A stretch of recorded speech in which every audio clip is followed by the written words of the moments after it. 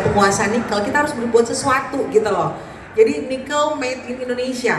Ya, jangan hanya sekedar MPI made in Indonesia, MHP made in Indonesia, tapi baterai cell until EV made in Indonesia. Ya, jadi kita kalau bisa mimpi kita adalah bagaimana membuat nikel itu end to end ada di Indonesia. Ya, jangan setengah-setengah. Jadi profitnya juga jangan setengah-setengah sehingga bisa dinikmati oleh seluruh masyarakat Indonesia. Mimpi besar perlu dukungan, mimpi besar perlu cita-cita, perlu visi. Semoga didengar oleh pemerintah dan regulasi konsisten, jangan berubah-berubah. Oke, kita lanjut nih ke Enzo ya. Kalau Enzo ini kerjasama dengan APNI itu kita bicara duit, bicara harga, bicara analisa, gitu kan? Proyeksi ke depan seperti apa terkait nikel ya. Jadi Pak Enzo, kan kalau sekarang ini apapun, kalau tadi Prof. Evi bilang apapun end produknya, semua itu kembali ke material ya. Kapasitas produksi material yaitu biji nikel. Jadi smelter-smelter ini nothing semua tanpa ada produksi biji nikel, yaitu tambangnya atau kita bicara hulu. Ya, jadi nggak ada hilir tanpa hulu ya. Nah, bagaimana Pak Enzo melihat kira-kira nih kondisi di Indonesia kalau kita ditambang seluruh tambang ya, bukan hanya nikel, sebelum kita produksi itu ada namanya persetujuan kuota. Kuota itu disetujui oleh pemerintah, Kementerian SDM melalui Direktorat Mineral dan Batubara yang namanya RKB ya. Seluruh perusahaan tambang wajib ada RKB. Nggak ada RKB itu ilegal namanya ya. Nah, jadi kira-kira nih Pak Enzo, menurut pandangan SMM sebagai pasar global ya, SMM ini luar biasa loh, subscribernya 600.000 perusahaan seluruh dunia loh, wow. Kira-kira kebijakan disiplin produksi dan pengetatan RKB Indonesia ini atau kapasitas kuota produksi di Indonesia untuk mendukung yang tadi mimpi kita ya ke downstream sudah align belum sih? Ya, kan kita udah banyak nih smelter pengolahan di Indonesia. Terus demand-nya berarti banyak ya. Nah, kira-kira kuota yang diberikan, batas maksimal yang diberikan kuota oleh pemerintah sudah align nggak dengan kebutuhan kita? Kalau memang sudah align, kok kita masih import sih dari Filipina, padahal katanya kita terbesar, kita kan cadangan terbesar, resource terbesar, tapi kenapa kita masih import? Ya. Kedua, Indonesia ini kan waktu awal mungkin nggak koordinasi ya, sehingga Indonesia ini menjadi perusuh, bisa dibilang perusuh di industri nikel global. Kenapa? Karena sejak 2022 kita itu kelewatan undang investor, kebanyakan investor masuk Indonesia, kebanyakan smelter dibuat, sehingga kita nggak jaga posisinya. Akhirnya membuat oversupply. Yang namanya oversupply, kurangnya demand, ya kan? Harganya langsung drop. Ya, jadi sejak tahun 2022 tuh harga lumayan turun itu. Kenapa? Biar rusuhnya Indonesia. Ya, nggak dikontrol. Mengundang investasi masuk di Indonesia, kebanyakan banget smelter. Buat info aja, smelter di Indonesia yang membuat NPI menuju bahan baku, menuju stainless steel itu yang berproduksi sudah lebih dari 65 pabrik. Yang membuat bahan baku baterai sudah lebih dari 13. Total yang lagi konstruksi, totalnya nanti nih Prof. Evi, pengolahan nikel downstream ini akan sampai 165. Kalau 165 bolong semua kita ya di sini. Ya cukup nggak ya, kapasitas cadangan kita cukup nggak menunjang downstream yang ada di Indonesia? Kemudian bagaimana kita menjaga sehingga tidak terjadi oversupply karena mempengaruhi harga global. Balik-balik ke kita ya, kalau harga global turun, ya kita turun juga, penerimaan negara juga turun, royalti kita juga turun, pajak kita juga turun. Nah, kedua, seberapa kompetisinya si Indonesia dibanding negara produsen lain terkait, kalau kita bicara cadangan ya kita jagoannya lah ya, tapi menghadapi kompetisi baik teknologi dan tadi konsistensi regulasi. Nah, kira-kira gimana Pak Enzo? Dan yang paling penting lagi, indikator apa yang sangat menentukan di pasar yang harus kita perhatikan dalam industri nikel, gak usah jauh-jauh, 1-2 tahun ke depan deh. Silakan Pak Enzo. Iya, mungkin terima kasih juga Bu Medi atas pertanyaannya. Dan Prof. Evi juga atas penjelasan tentang baterai nikel seperti apa. Jadi sebenarnya ya dari pandangan SMM sendiri, sebenarnya RKB ini bukan hal yang baru ya Bu ya. Kita maksudnya kita udah bicara RKB yang paling baru mungkin 2024 kemarin kita udah melanjutkan skema 3 tahun. Skema 3 tahun untuk pertama kalinya di 2024, tapi di tahun 2025 sendiri, tahun kedua sudah banyak sekali masalah dari segi harga ya. Karena kita melihat 2025 harga kita LME Nickel bisa atau HMA itu menyentuh 15 sampai 14 ribu bahkan sampai bulan Desember. Dan 15 ribu itu mungkin bertahan selama 6 sampai 7 8 bulan waktu pada saat itu. Jadi obviously pasti pandangan pasar global adalah ketika melihat harga ini turun dan tiba-tiba di bulan Desember dari pemerintah mengumumkan adanya potongan RKAB yang sangat besar menjadi 260, 270 dan pengembalian kuota yang dari kuota 3 tahun menjadi 1 tahun, itu kan pasti menjadi pertanyaan bagi pasar global atas ketidakkonsistensiannya dari segi regulasi gitu. Mungkin dari pasar global kan pasti berpikir seperti itu gitu. Apakah ini hanya untuk menaikkan harga atau bagaimana gitu? Tapi kan karena tes ombak itu harga naik. naik, pada saat itu langsung naik ke dalam kayaknya dalam kurang dari 1 minggu lah, langsung ke 17-18 ribu. Jadi karena dari pasar global mereka tidak berdiri di pihak atau di position atau interestnya government, pasti mereka tidak mengerti kenapa hal itu terjadi gitu. Tapi sebenarnya balik lagi karena kita melihat dari segi government ya, kalau dari segi government perspektif pasti karena mereka melihat bahwa kalau kita tarik data aja dari segi nickel ore yang ada di Indonesia, Bu, mungkin Ibu tahu di 2021 kita mungkin menggunakan saprolid itu mungkin di 1,7-1,8%, dan di 2025 saja itu sudah turun menjadi 1,5, 1,45 sampai sekarang di 2026. Jadi ketika kita lihat bahwa resource kita memang betul, nikel ada non-renewable resources, pasti ada masalah life of mine-nya, eksplorasi juga harus dilakukan dengan gencar-gencatan, makanya produksi nikel di Indonesia yang sangat-sangat besar dari segi kebutuhan downstream itu menyebabkan bahwa grade kita semakin lama semakin turun. Jadi mungkin dari perspektif government mereka ingin mempertahankan life of mine, mempertahankan longevity dari saprolid ini. Mungkin dari limonit efeknya masih belum terlalu signifikan ya Bu ya, karena dari 2021 baru mulai ada MHP projects, jadi memang penurunan grade dari MHP mungkin tidak terlalu signifikan sampai sekarang. Tapi ya itu, dari segi government sebenarnya mereka melihat bahwa ada kepentingan di sini bahwa Indonesia Nickel kan kita adalah produsen 60-70% dunia. Jadi kita memang sangat-sangat kunci dalam memegang industri nikel ini ke depannya. Makanya kenapa sampai MHP project, NPI project, yang tadi Ibu bilang sendiri kalau ada NPI project yang sangat banyak, MHP project ke depannya yang akan sangat banyak ya Bu, yang mungkin 20 project lebih ke depannya di Indonesia ini ya membutuhkan nickel ore resource yang cukup dan yang berkualitas pastinya.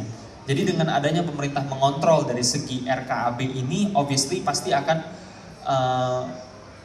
menyetarakan antara kebutuhan dan supply yang ada gitu. Karena mungkin kalau kita tarik data di 2024, nickel ore kuota yang di approve mungkin sekitar 270, 290 juta, sedangkan yang terpakai atau yang terproduksi hanya sebenarnya 220. 2025 juga same thing, 300 lebih dari segi kuota, tapi yang terpakai bahkan di bawah 300. Jadi sebenarnya masih ada mismatch di sini yang kita tidak bisa mungkiri dari hal karena kita negara yang tropis dan juga Indonesia sama seperti Filipina, kita banyak juga kendala dari segi raining, dari segi logistik, di mana itu sangat berpengaruh terhadap produksi dari nikel ore kita tersebut. Jadi memang biasanya kalau kita tarik dari jumlah RKAB dan jumlah dari angka aktual produksi itu pasti ada sekitar 80% ataupun ke bawah gitu setiap tahunnya. Jadi itu yang kita lihat bahwa pemerintah ingin make sure bahwa nomor yang atau jumlah produksi yang bisa dikeluarkan Indonesia yang dibutuhkan oleh Indonesia setara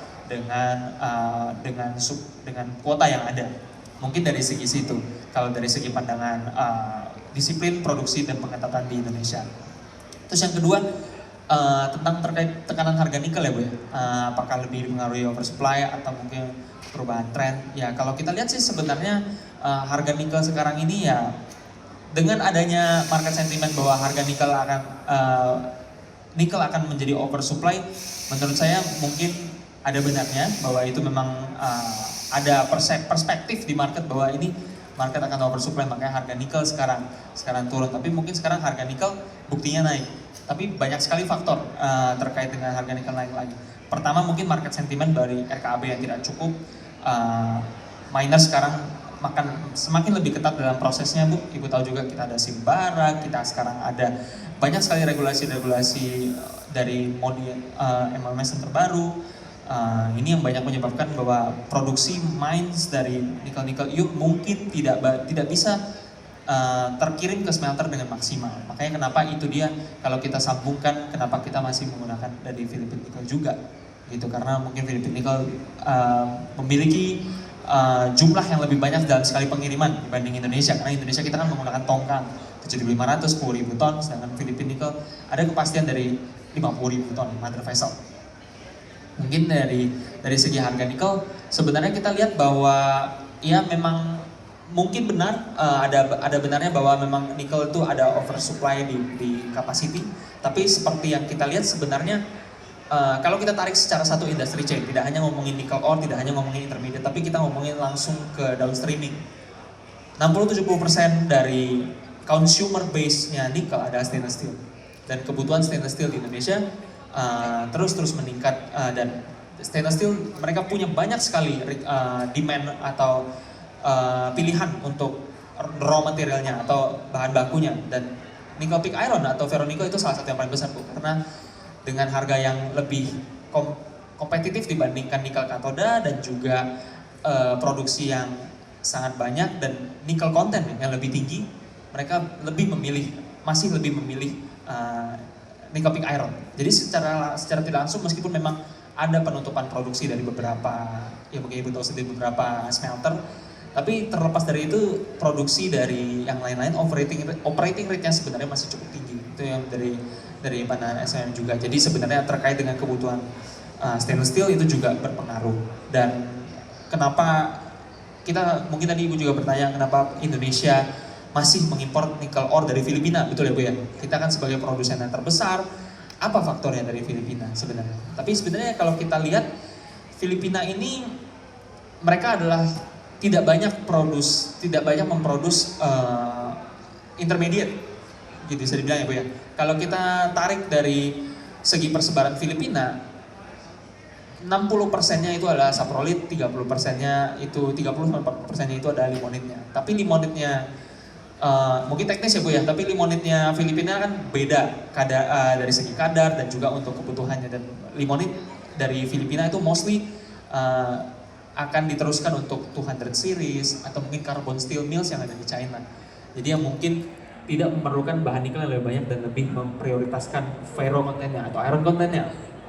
Ya mungkin Ibu tahu juga, kita kan ada report mungkin harga dari 0,9, 0,8 itu mereka lebih mementingkan ferro konten yang tinggi, misalkan 47, 48, 49%. Nah tapi apa sebenarnya kelebihan dari Filipina itu? Satu mungkin di CIMEC ratio-nya, silika magnesia ratio. Ketika kita bandingkan silika magnesia ratio dari Indonesia dan Filipina, kita lihat bahwa Filipina jauh lebih rendah, bisa 1,5 atau 1,5 ke bawah, dan itu yang di-require oleh para produsen-produsen NPI. Dan itu kenapa banyak produsen-produsen NPI yang juga mengambil dari segi Filipina. Dan kedua, sekarang kita lihat bahwa harga nikel ore Filipina juga jatuh ditekan oleh pasar smelter Indonesia ya Bu ya. Karena Indonesia untungnya sekarang dengan bulan April sama bulan Mei kuota yang sudah dikeluarkan ada sekitar 240 juta, jadi udah cukup sufficient lah kita bilang untuk para produsen-produsen besar, dan yang memang memprocure dari Filipina juga adalah produsen-produsen yang besar ya Bu ya.